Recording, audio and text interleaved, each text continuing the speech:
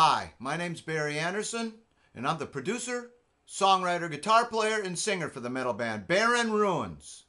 And this is video number 10, based on how to earn national and international ranking and win international awards. Now, video number 10 is going to be based on questions that we've been getting on all of our social networking sites. And the first main question is, are we sure we're a metal band? Because all the songs that we have reviewed really were either ballads or more of a hard rock type of song. So tonight we're going to be reviewing a song called Be Myself Again, which is a metal song. It's won an award for Best Song of the Year on our album Redemption, which has won 6 international awards so far. Now, Be Myself Again is a song that's really about reliving some of our experiences when we were younger, recapturing those moments, if you will. I was sitting around a campfire with a bunch of friends here a few years ago, and like everybody that writes songs and writes lyrics, we're always looking for that moment to capture in the song. And we were just sitting around the campfire reminiscing about all the crazy things we'd done. And that's what this song is based on. Being that this song is about recapturing those moments, I wanted the intro of Be Myself Again to have that dreamy, big, theatrical, almost movie type of intro. And Randall and Abby were working on some keyboard parts that had that big, dreamy, almost dream theater Genesis style that Randall really does have. And he come to a practice when we were putting together some songs, and it really just fit that vision that I had of creating a real dreamy intro. And I just put some melodic guitar over the top with some arpeggios on the very end of it to create that dynamic effect. What I'm using on this lead break is Line 6 Pod 2 that I've custom programmed myself, and I'm going to go into the plugins that I used on this specific lead break. Every lead break is a little different, and I like to use little different plugins. Most of the plugins we use are really just on the Logic Pro X, but we do have a few Wave plugins, and we're going to go into that. Now I'm going to be using a CLA plugin for guitar. It's going to be on electric soaring solo with custom settings, and I'm going to be using the Wave plugin called the EMOD5. I call it the Linkin Park plugin. I absolutely love this plugin, again with custom settings. Now the keyboard sample is just a standard Pro X sample. It's called a Massive Trans Pad with minor adjustments on the digital delay, and we got it spread a little wider to give it a bigger, fuller sound. This is what it sounds like.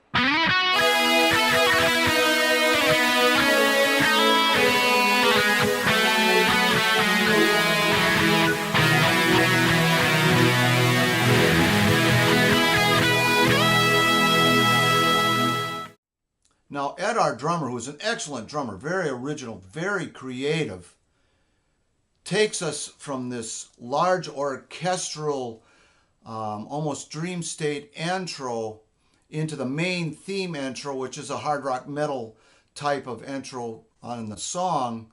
And he does it by a double bass drum, sweep down the tom-toms, and a crack with a snare drum. But he does it using 6 beats. If you count it, that's a 6-beat drum intro. Very creative, very different, very original. Now in the studio, Ed uses Roland V drums, and we're just using the standard producer kit, the SoCal kit that comes standard on the Logic Pro X. We're using all of the standard normal plugins that the SoCal drum kit uses. The only thing different is that we are using the EMOD5 Waves plugin that I use on a lot of the tracks.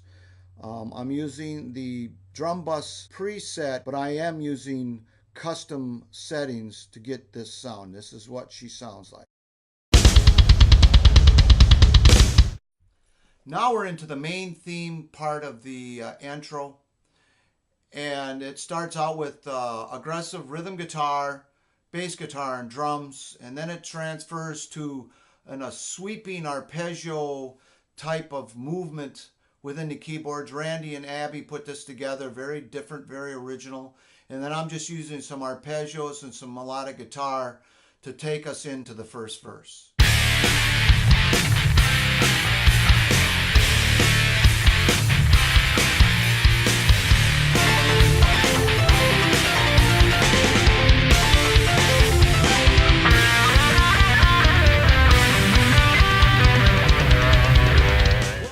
Now we're into the first verse. Now, some of the questions that we have gotten asked is how I write lyrics, and I will do other videos based on how I write lyrics and how I automate the vocals and the lead guitar and the keyboards to make them pop out of the mix.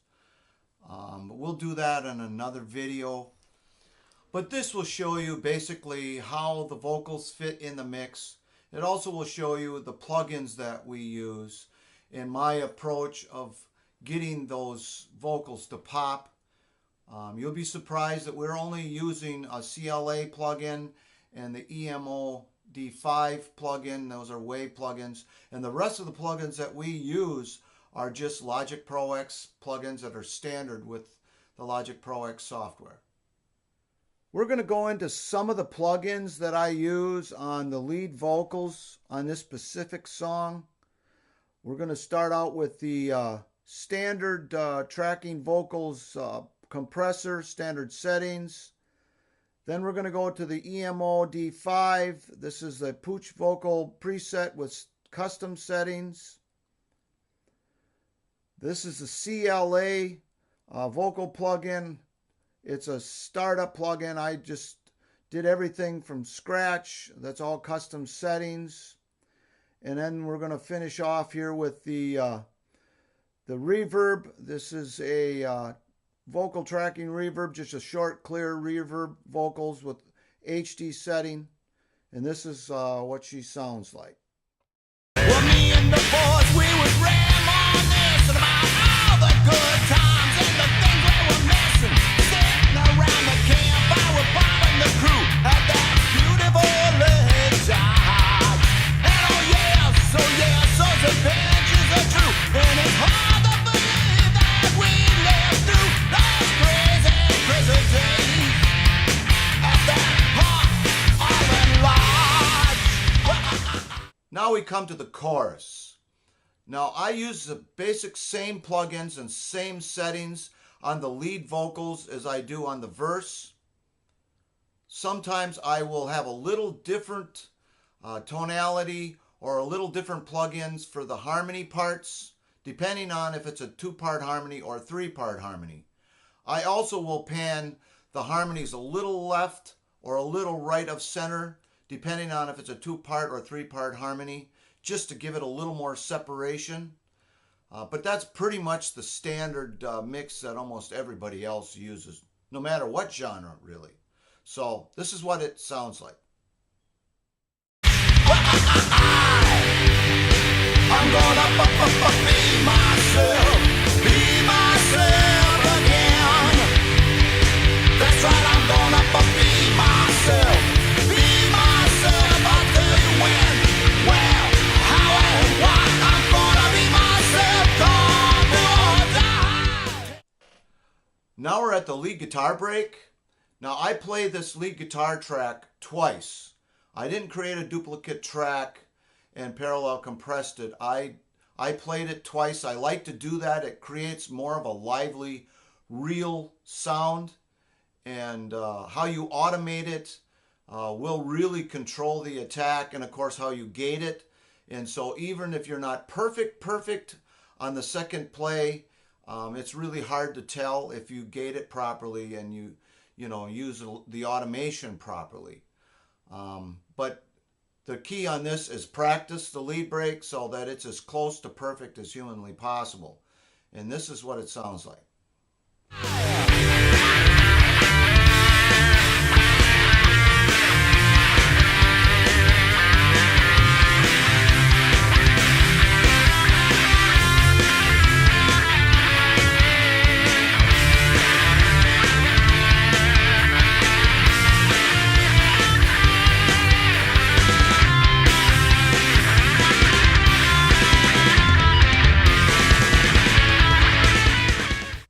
Now we're at the very end of the song, and if you listen closely, it's the same part as the intro. Now I have vocals over the top rather than guitar and keyboards, but it's the same part. And then Ed does a really cool double bass drum transition to a really hard impact keyboard with a big slam on the end. Are you ready to be yourselves again? Well, get off your seat, on your feet, and roll!